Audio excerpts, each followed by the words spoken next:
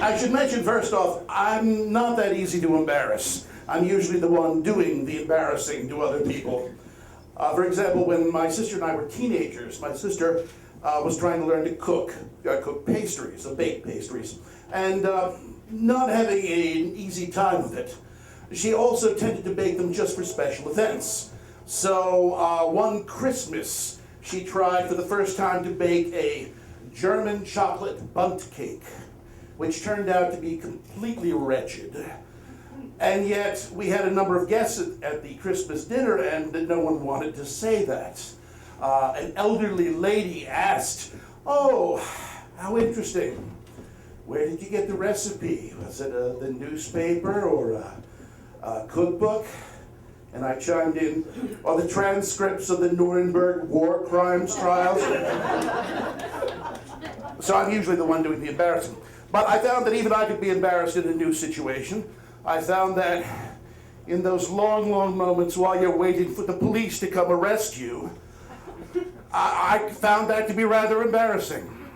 It happened like this. It was back in the 80s, which is important in this story because there were no cell phones and very few video cameras to record felonies. I was much younger, of course, quite a bit thinner, and quite a bit stupider in my choice of girlfriends. I was living with a young woman in Houston at the time, and she drove an old pickup truck. She was the only one who could keep the thing running. We had gone to a party on a Saturday night. I had my designated driver, so I knew I could drink, and she was in a bad mood. She had gotten into an argument over the Spanish Civil War, something, of course, which ended before the Second World War, but it's the sort of thing when you're an academician that you can still get into fervent arguments about. I think the problem was that this was in Texas, so there were people who were defending the fascists because they were anti-communists. So we're driving home. She's in a bad mood. We're going home, and she needs gas. So she pulls off one of Houston's interminable highways. A very, very desolate area, but there's a gas station there. Nobody there except the guy in the booth. She fills up the truck. I'm sleeping in the front seat. And she goes over, pays, gets back in the truck, tries to start up, and it won't start. It has a bad battery. I know at this point she's already in a bad mood. I'm not going to get involved. I found out what's going on, but I just pretend to be asleep.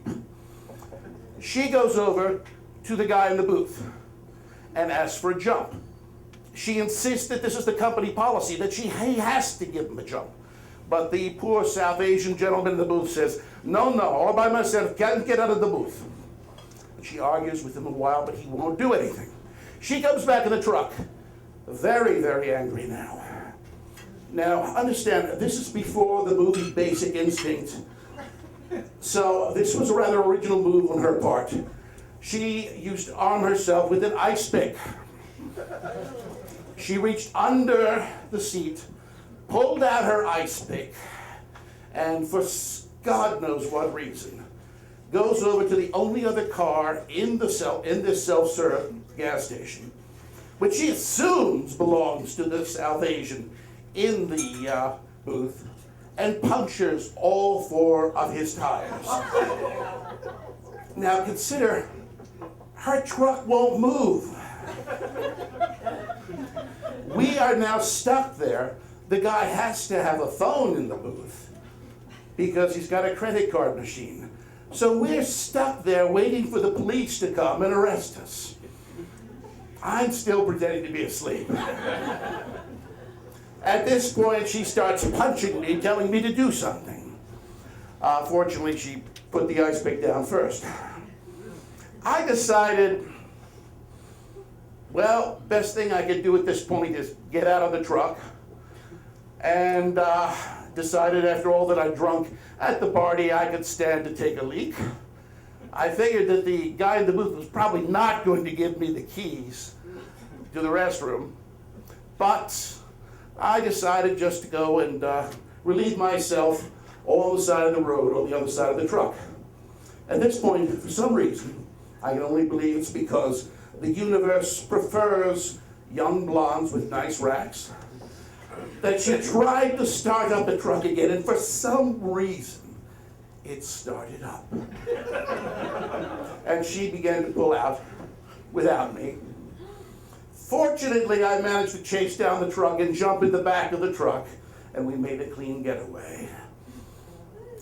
The main thing that I think I've learned from all this is, if you're in an embarrassing situation, just pretend to be asleep. Thank you.